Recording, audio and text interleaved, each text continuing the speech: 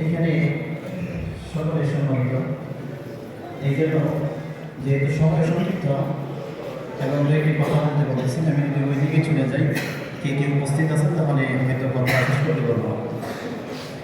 তো আমি যে জিনিসটা আপনাদেরকে ফোকাস করবো সেটা হলো জিহাদ।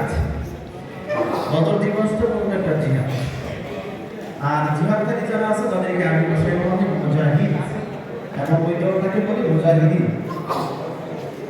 আমরা জিহাদ বলতে এতদিন যে জিনিসটা বুঝে আসছি বা আমাদেরকে যেভাবে বোঝানো হয়েছে প্রতি সরকার থেকে চাপ সৃষ্টি করে, সেটা হলো যে জিহাদ মানে অস্ত্রধারী কিছু লোক যেগুলো আত্মঘাতী হামলা করে বিভিন্ন মানুষের উপর, এরকমভাবে বোঝানো হয়েছে। কিন্তু আল্লাহ কোরআনে আমাদেরকে স্পষ্ট বর্ণনা করে দিয়েছেন, সেটা হলো সূরা হজের 39 নম্বর আয়াতে কারিমার ভিতরে আল্লাহ তাআলা স্পষ্ট বলেছেন, মুজিনা লিল্লাযিনা ইউকাতিলুনা বিআন্নাহুম যুলিমু।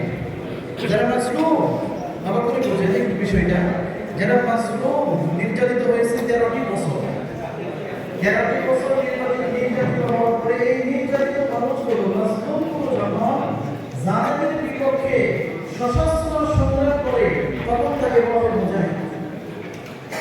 জুলুম এমন একটা অপরাধ, যে ব্যক্তি মুসলিম হবে, জুলুমের শিকার হবে, সেই ব্যক্তি যখন জালেমের বিপক্ষে দাঁড়িয়ে যায় এবং সশস্ত্র সংগ্রাম শুরু করে, ওই ব্যক্তিটাকে কোরআনের ভাষায় মুজাহিদ বলা হয়েছে এবং এটাকেই জিহাদ বলা হয়েছে। তাহলে জিহাদ মানে এটা জঙ্গিবাদী, জিহাদ মানে এই ধরনের যে একটা রেডিক্যাল রূপ দেওয়া হয়, এরকম কিছু না। এই জন্য জিহাদটা এটা একটা ইবাদত একদিক থেকে, আরেক দিক থেকে হলো যে আয়াতে কারিমার ভিতরে ব্যবহার করেছি, আয়াতে কারিমার ভিতরে স্পষ্ট বলছেন যে জিহাদ যদি না থাকতো লা ফাসাদা ফিল আরদ, এই পৃথিবীতে জুলুম, অত্যাচার, অনাচার, অবিচার এগুলো পুরো পৃথিবী সারকার করে দিত, শান্তি বিনষ্ট করে